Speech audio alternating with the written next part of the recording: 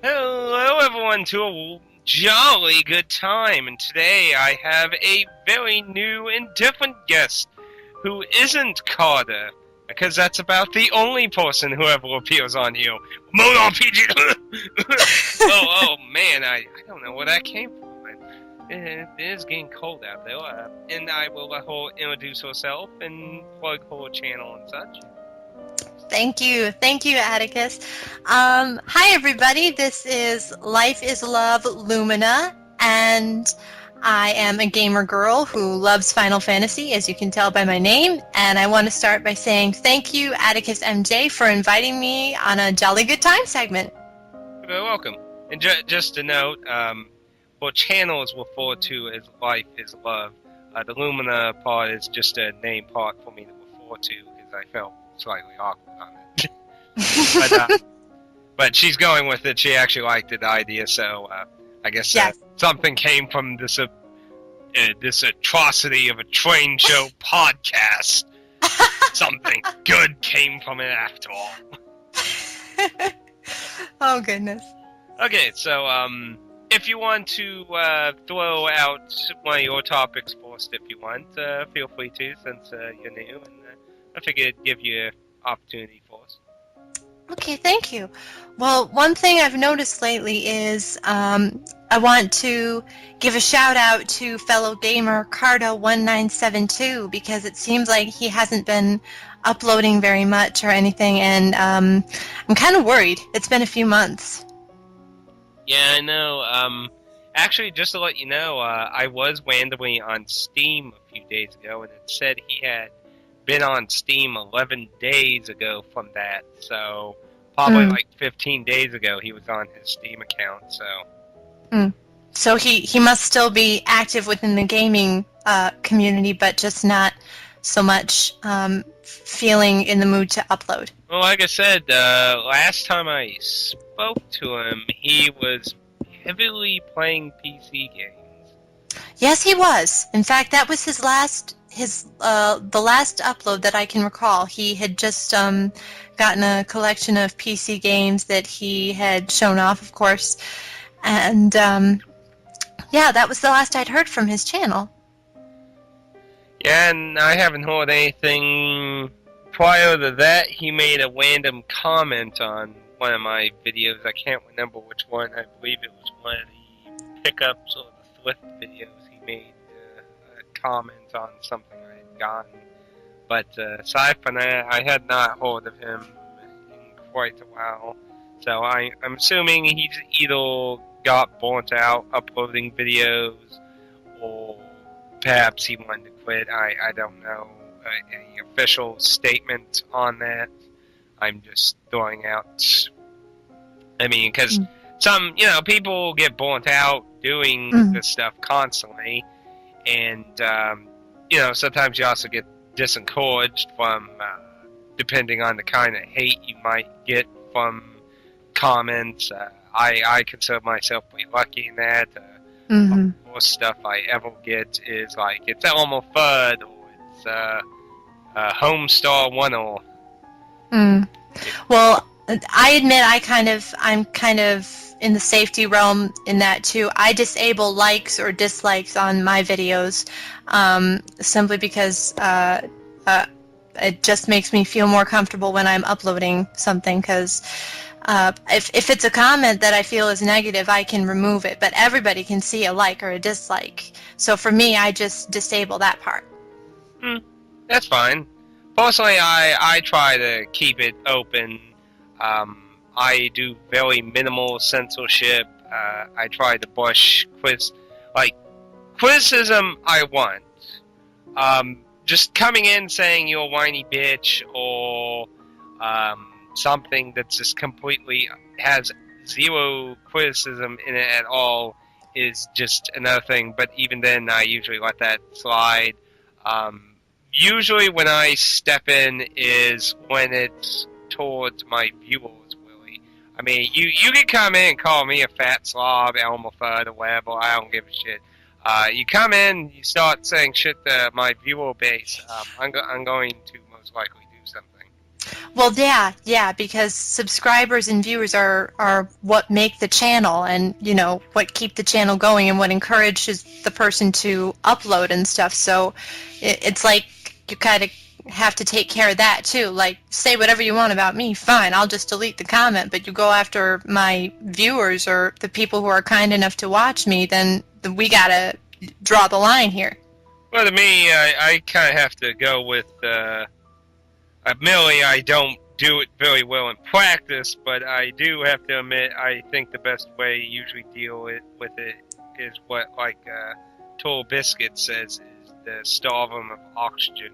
Don't pay them any mind, even if it's, I mean, personally, in that mindset, even deleting them makes them feel like you're consciously acknowledging them, so they keep trying to bother you. I mean, that's kind of my stance on it. Admittedly, I don't do it very well in practice. I usually try to jokingly reply, but admittedly, sometimes I've sarcastically replied back sometimes. But admittedly, the worst thing I've ever had is probably one of the weirdest things I ever had, where somebody said, "Is this a fat Asian man trying to pretend he's a white man?" And, like, that might not have been the way it was exactly worded, but it was something along that context. And I posted it on my Facebook or something, and I was like, apparently I'm an Asian man faking to be a white man? I not quite understanding where this is coming from. Well, me, I honestly, truthfully, this is probably going to sound mean, but I don't give them an inch. If I get a bad comment, and I know my channel is just, it has just started, but just to be on the safe side, I don't give them an inch. If I get an tongue-tied, sorry, an extremely inappropriate comment or something, I not only remove it, but I go over to the channel and I block the user. And that's merely fine. I mean, that's your I mean, to me, every person who runs a channel, that's their business. What amounts of censorship, rules, and laws towards their channel is their fair game that they're allowed to do. I mean, whether you want to scream freedom of speech or not, which, I mean, I'm for freedom of speech, and that's how my stance is. But I'm saying YouTube gives you these tools. I mean, it's not exactly destroying freedom of speech exactly. I mean, you're given these tools, and how you use them is your business. So, whether you want to be open and try to be mostly fair, or whether you just want to not deal with it at all, that's just a channel from channel basis. Exactly. So, Atticus, what games have you been playing lately? Because of all the overtime, I've basically just only been trying to keep my Let's Plays going forward at the moment. I was hoping to play more Bravely Default during November, but since they started ramping up more overtime because of this new law that's changing related to the product we make, basically it's basically going to be illegal to sell next year.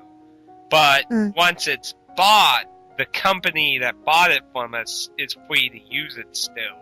So basically what the companies are doing, they're trying to buy this product that's going to be out of service before next year, because then they can still use it. So normally we would be incredibly slow, like getting 3-day weeks and stuff, so I'd have 4-day weekends and shit. I could get stuff done, and it's not happening. I'm only having literally 2 days, and I got stuff in my real life, and it's been really tough keeping content on my YouTube channel. I really feel like I've been neglecting my main channel a lot within like the last 2 months, and just barely keeping my Let's Play channel with content with an occasional day or two. Like yesterday, nothing went up. I didn't have any more Persona 4 Arena videos done, and I wanted to use the Tokyo Jungle videos, the one I showed you, for the weekend. So yesterday had nothing, and that really actually makes me feel very bad because I try to at least make sure there's something on my Let's Play channel at least every day, and my main channel I try to at least have something every week at least on now. And I really feel like I'm letting my viewers down for the last 2 months, but mainly I just only been playing Persona 4 Arena mainly, aside from the stream I did with Tokyo Jungle and a few other random streams I've done. I was hoping to do more streams during after work because it's very easy to set up, and it doesn't really require massive editing like my normal Let's Plays. Yeah. And the problem I've been having is, like, last week and this week, I've been passing out once I got home in my chair and shit. Like, I'd queue up 2 videos to watch on YouTube from people I'm subscribed to, and then I'd pass out because I'm so exhausted in the new area I've been moved to at work. So it's been a bit rough on me, to be honest, but... Well, I'm glad you said that, because I don't think you're disappointing your viewers at all, because Let's Plays are very stressful to do. I don't think I could do a Let's Play because well, there are some bosses, like when I was playing Final Fantasy 13 for the first time, and I ran into the first Bartantalus fight. Sorry if that's a spoiler for anybody. But when I ran into that fight... Usually how I do with spoilers is I usually try to forewarn before, and then, give like a 5-second pause and then continue is what I usually do in that regard, just for future reference. But, I mean, I and Alan have both occasionally slipped up on that too, so it's not exactly a completely, but I try to do that, just to throw that out. Oh, okay, I'm sorry. Oh, it's fine. Like I said, I mean, me and Alan have both fucked up on that. I remember in Final Fantasy IX, Alan, like, spoiled the very end. Like, I mean, it was literally only, like, probably 10 minutes before the end of the game, but he spoiled a plot twist thing that was going to happen in Final Fantasy IX before it happened. He's like, oh, I probably shouldn't be talking about this. Oh, let me tell you, Final Fantasy IX is my absolute favorite Final Fantasy out of all of them. It's my favorite in a balanced retrospect. It was. I think you already asked me about that, actually. Yeah, I did, but I'm just saying for the record. Another thing I've noticed lately, because I even saw it on the television today, a lot of games that I won't say any named titles because I don't want to get bashed or anything, but I've noticed a handful of titles that have already been made for the PlayStation 3 are getting remastered for the PlayStation 4, and I feel like, okay, we've already experienced this on the PS3 console. They're not bad games. They're very awesome games. But I'm thinking, shouldn't gaming companies be devoting more of their time to producing more sequels rather than remastering or throwing something in? Because we already have the buy the downloadable content feature. If they were remastering it to plug in some new endings like that you didn't have to buy from the PlayStation Store or something, then maybe I would understand. But I just don't I don't get, me not having played a remastered game at this point, I don't understand why they would want to remaster it when it's already done so well on a previous console. Well, this is probably out of the topics you've listed that when I asked you about, that I was probably the most interested in. Because most people who watch my channel, like a lot, know that I really don't like HD remakes. I like new content.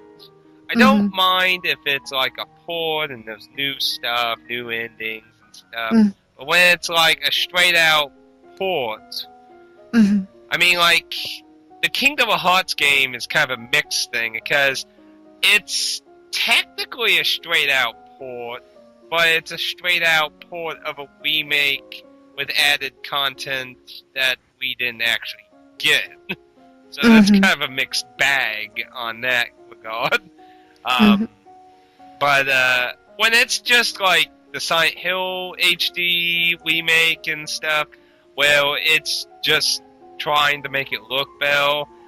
A lot of times I feel like it destroys the game. Like, Silent Hill 2 looks horrendous. I mean, and it's not necessarily because of the polygons and stuff. It destroys the atmosphere. The misty fog is destroyed in the HD version of Silent Hill 2. And it even shows flaws that were hidden in the fog. Like, I know all these screen captured images people grabbed of, like, inanimate 3D objects that weren't meant to be seen that you can see in the HD port. If I remember correctly, the one of the Team Silent Hill people said, "I can't even believe Konami released this." Released this HD port in this form. And then Zone of the Enders, and by the way, these ones I'm talking about have no additional content. They'll just the game in HD. Zone of the Enders suffered massive slowdowns at the cost of its upgrade. So, to me, it's. I mean, I'm not saying you can't make the game better, but I feel like most of the time they're just lazily upgrading and not paying attention to the effects it's having on the atmosphere, gameplay mechanics. I mean, Zone of the Enders had massive slowdown. To my understanding, it's been patched finally to where it's actually not bad now. But like when it was forced out for like its first like several months, it was awful. I heard like it's just so slow and everything. Zone of the Enders on the PS2 are very fast, quick, reflexy games. So it's. Yeah, I remember when the first Uncharted game came out for the PlayStation 3, they had a review of it, of course, and they showed the way the graphics were set up and how Drake would, after he would be finished swimming or something, he would come out of the water and his clothes would literally look wet. I mean, how much more fine-tuned can you get than that? What I would really like to see, and this has actually already been done once, and I'm very happy for it, what I would really like to see if they're going to do remakes is remakes of some classic games. Like, I would love to see Final Fantasy IX remade with voice actors and amplified cutscenes and stuff like that. And they've already remade Final Fantasy X and X-2 for the PlayStation 3, which I think is great. But for people who don't have an HD television, it's not really going to make a difference because they're not going to see the graphical difference. But I'd really love it if they would go back to the old school, and they are re-releasing the games like the Breath of Fire 1 and 2 for the Game Boy Advance, and Chrono Trigger has been released 3 times. The first time was for the Super Nintendo in North America. The second time was actually a package deal. It was for the PlayStation 3, Final Fantasy VI, I believe, came with it. Yeah, I think I might be right. Chrono Trigger on the PS1. I think you just said PS3, by the way. Oh yes, I'm sorry. I'm in. That's okay. That's okay. That happens to everyone. I'm just correcting you before somebody's like, gotcha in the comments. But, yes, thank you. But, I meant PlayStation 1. That's fine. And then, it came packaged with Final Fantasy 4. 6 yeah, came packaged with Final Fantasy 5.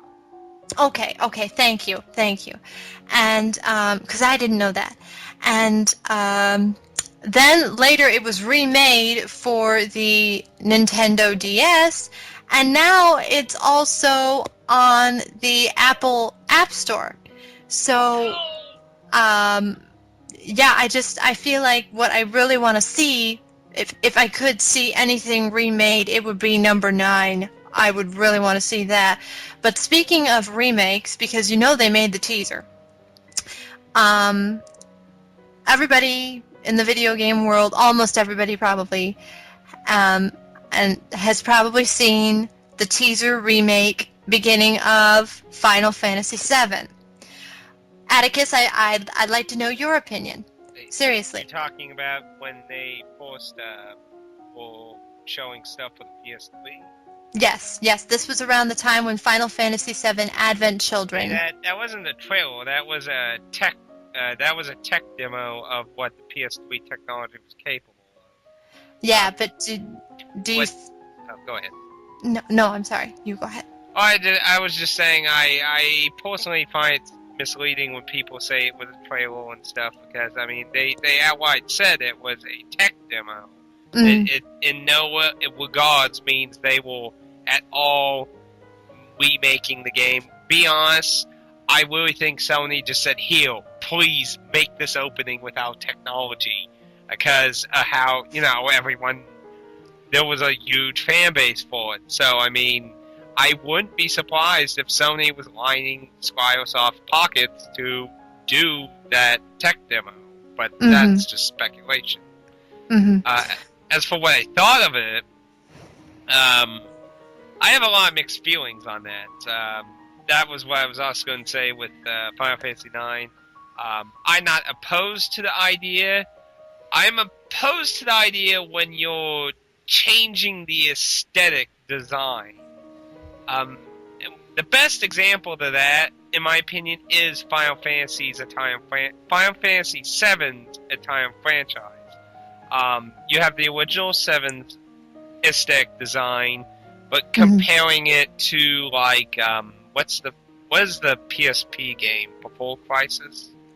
Was that Crisis Core? Yeah, Before Crisis is the cell phone game, but yeah, I mean like there was such a weird conflicting direction in the aesthetic, and then there's the Final Fantasy VII movie, which drastically changed their aesthetic of not like they changed the clothing and their aesthetic design, and it like I wouldn't be opposed to redoing Final Fantasy 7 or 8, but like with 7, if they like made a new 7 and it basically looked like the Final Fantasy 7 movie, that would really actually turn me off of it. But if they just kept Cloud's purple jumpsuit and stuff and just made it look better, I'd be all aboard on that. But just this, you get what I mean? Like yes, there are some games that are so classic and so well made that as much as you like to see them being remade, you're worried that they wouldn't do as good a job as they did the first time, exactly. or they would. I feel like they're going to morph it into a different creature. Yeah, or they'd try to top themselves with something new, or like in they might add content that you have to buy from the store, like a different ending. Not to bash different endings, but because I will confess right now, when I beat Final Fantasy 13-2, I had no idea about the PlayStation Store or the downloadable content or anything, and I thought, okay. I honestly thought that I got the bad ending, and it wasn't until that's the only time I've ever bought additional content, because I wanted the Requiem of the Goddess. That's the only one that I bought. And can you imagine a different ending for Final Fantasy VII the way it had ended if they had like tried to top themselves if they were to remake that. Personally, I would actually be on board of adding more content to the ending because I think the original intent was to leave this basically open to what the hell happened kind of thing, and then they started making all these sequels, and now it kind of makes you wonder, like, well, what really did happen? Because we got, like, let's see, we got Crisis Core, Before Crisis. I think Before Crisis also had a sequel to itself. I think I'm not 100% sure. You have the movie. There was like a novel thing towards the movie or something like that. You got Yes, thing yes, with Vincent.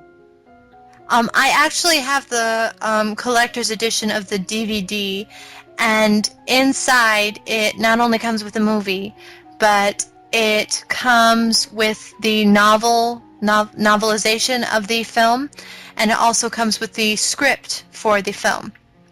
And so, yeah, there is a novel, and it also comes with postcards, which I have never mailed because it's Final Fantasy, and I'm not mailing my collector's edition stuff anywhere.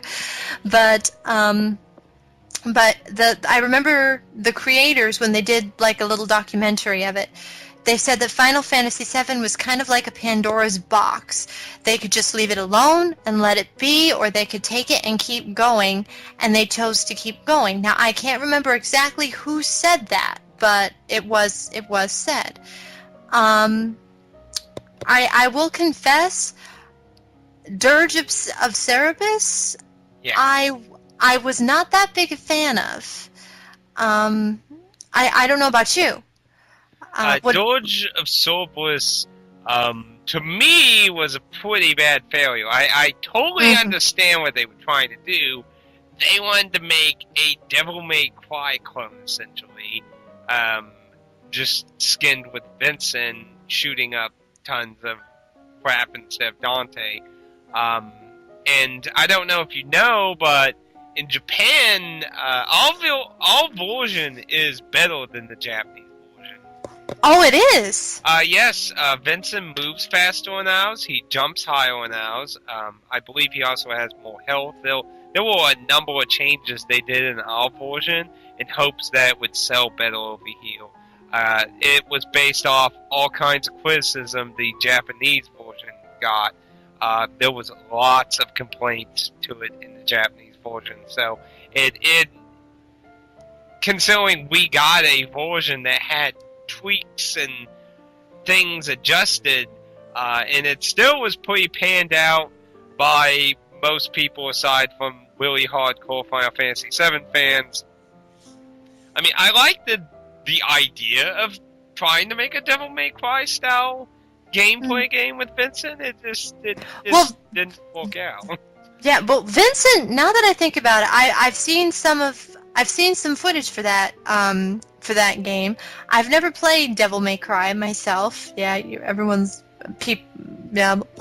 what? She's never played. But I have seen some footage for it, and to be honest, Vincent does look the part. He has the black hair. He's got the red cape, the red tattered cape. He's got what it takes for. What? I'm sorry. What? Guns. But he's got what it takes for like a mellow. Help. What? I was trying to help on comparisons. Oh, okay. Yeah, I apologize to the viewers. I'm honestly nervous because I really don't like saying bad things about any particular product, whether it be a game or a movie or a book or something. And I'm not saying anything bad about Dirge of Cerberus. It was just something I didn't particularly care for, but it may have been a great game to somebody else. I mean, to each his own. Yeah. I also try, like, admittedly, I did have my meltdowns. Lufia, Loons of War, and Lunar Dragon Song. Those are probably the most cruelest videos I ever made. Just could never forgive them at all. But, yeah, for the most part, I try to not stomp out, because I mean, even the worst games act like, whether you want to believe it or not, like Dragon 99 Dragons has a fan base. There are people who like that. I hate it like hell, but there were games I like that people hate like hell. So I mean, I understand.